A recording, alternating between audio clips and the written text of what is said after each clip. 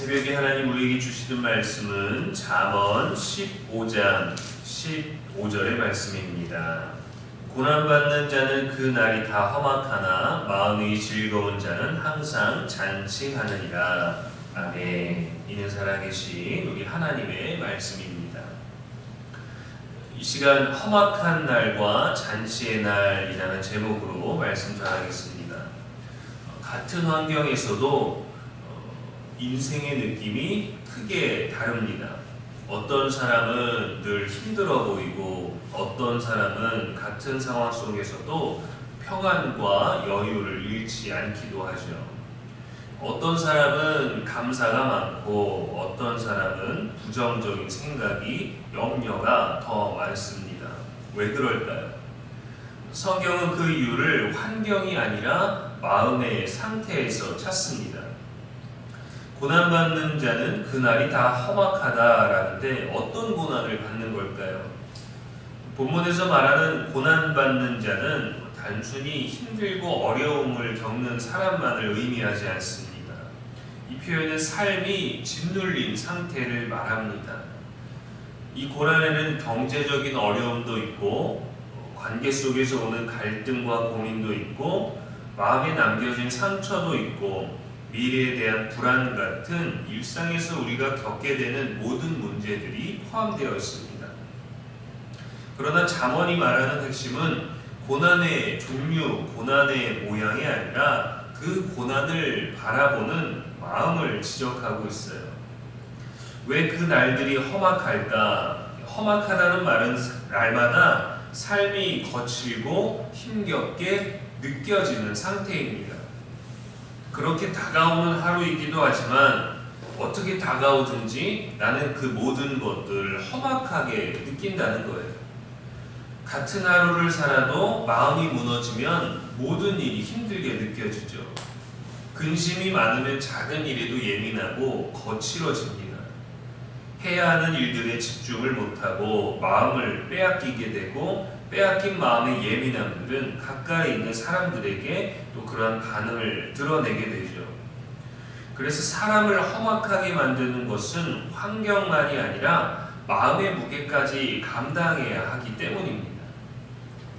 근심과 불안이 마음을 채우면 하루 전체가 무겁게 느껴집니다. 반대로 마음이 즐거운 자는 누구일까요? 마음이 즐거운 사람은 문제가 없는 사람이 아닙니다. 성경이 말하는 즐거움은 하나님을 신뢰하는 마음에서 오는 평안이에요. 때론 분명 힘들 만한 일이 있는데도 그것이 느껴지지 않을 만큼 잠잠히 일상을 사는 자들이 있습니다. 숨기기 위해서가 아니라 그만큼의 내공이 있고 그만큼의 티가 나지 않을 만큼 내 마음의 상태를 다스릴 수 있는 것이죠. 물론 내면의 갈등과 복잡함 속에서도 꿋꿋이 버티기도 하는 것이겠지만 정말 평안한 이들이 있습니다. 상황은 바뀌지 않았는데 내 마음이 바뀐 거죠. 다윗도 어려움 속에서 이렇게 고백합니다. 여호와는 나의 목자시니 내가 부족함이 없으리로다.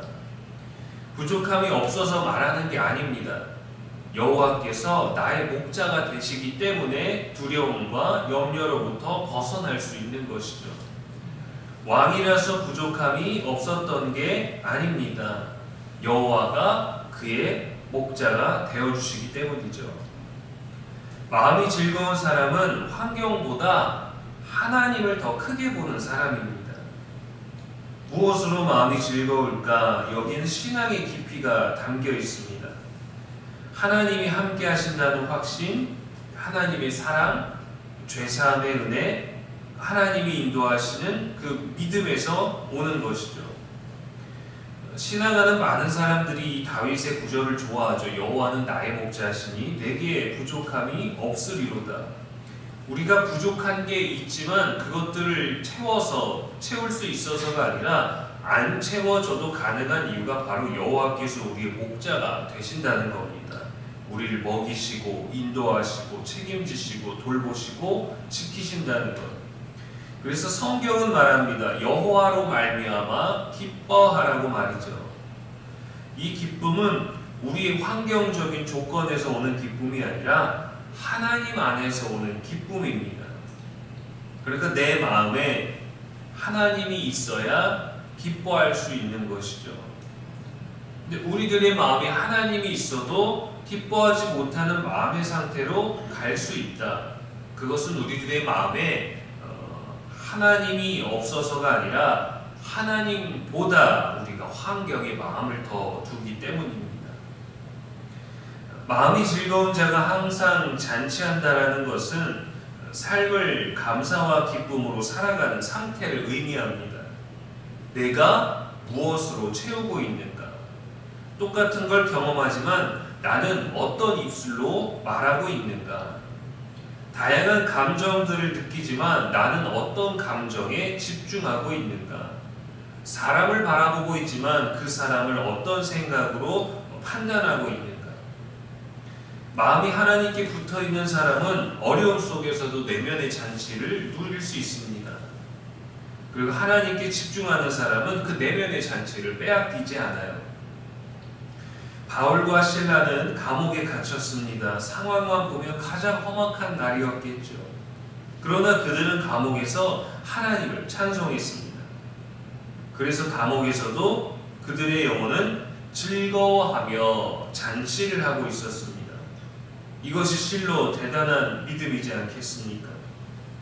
예수님은 이렇게 말씀하셨습니다. 내가 너희에게 평안을 주노라. 곧 나의 평안을 너희에게 주노라. 또 말씀하셨어요. 그 기쁨, 너희의 기쁨을 빼앗을 자가 없으리로다 하고 말이죠. 예수님이 주시는 기쁨은 환경이 아니라 하나님과의 관계 속에서 하나님을 향한 신뢰 속에서 오는 기쁨입니다. 하나님이 모든 상황 속에서도 우리를 향하여 일하실 수 있었던 것은 그분이 능력이 많기 때문이 아니에요. 그분은 죄를 짓는 죄 속에 있는 우리를 향하여 근심하시기도 했고 아파하시기도 했고 후회하시기도 했고 즐거워하시기도 했습니다. 너로 말미암아 기쁨을 이기지 못하시며 하나님도 우리를 향하신 그 마음이 있으셨기 때문에 그 모든 슬픔, 그 모든 후회, 하나님도 느끼실 수 있는 우리와 동일한 어떤 속성과 감정 안에서 우리를 향한 사랑이 더 크셨기 때문에 그의 계획을 붙잡고 나아가시는 거예요. 그의 의지를 우리들에게 드러내시는 거죠. 물론 그분은 실수가 없으시고 그의 은사와 그의 허락하신 일들에 대해서 후회가 없으시고 그분은 완전하신 분이시지만 그분은 우리를 향하여 우리로 말미암아 기쁨을 이기지 못하신다고 말씀하셨어요. 우리를 구원하시기 위해 무언가를 하시는 것을 기뻐한다 하셨습니다. 우리가 죄로부터 돌이키는 것을 기뻐한다 하셨어요. 우리의 마음의 상태가 중요합니다. 똑같은 날을 맞이하고 똑같은 것을 제공받았지만 어떤 이는 험악한 날을 살고 어떤 이는 잔치의 날을 삽니다. 삶에는 언제나 어려움이 있습니다. 그러나 마음이 하나님께 붙어 있으면 삶은 험악한 날이 아니라 하나님이 함께 하시는 날이 됩니다. 고난이 있는 사람도 마음이 하나님께 붙어 있으면 잔치의 날을 누릴 수 있습니다. 환경보다 마음을 하나님께 두는 저와 여러분 되기를 주님의 이름으로 축원합니다. 기도하겠습니다. 하나님 아버지, 우리의 마음을 주께서 붙들어 주옵소서. 근심에 눌리지 않게 하시고 근심을 대하는 지혜가 있게 하여 주옵시고 내 안의 근심을 어떻게 고백할지 우리의 마음을 선택하게 하시되 부족함이 있는 내 삶에서가 아니라 우리를 인도하시는 여호와 안에서 고민하게 하여 주옵소서. 주 안에서 기쁨을 누리게 하시고 그 기쁨을 빼앗기지 않는 자가 되게 하옵소서. 우리의 모든 날들이 주님 안에서 잔치와 같은 삶이 되게 하여 주옵소서. 오늘도 우리의 영원한 소망이 되시는 예수님의 이름으로 기도합니다. 아멘.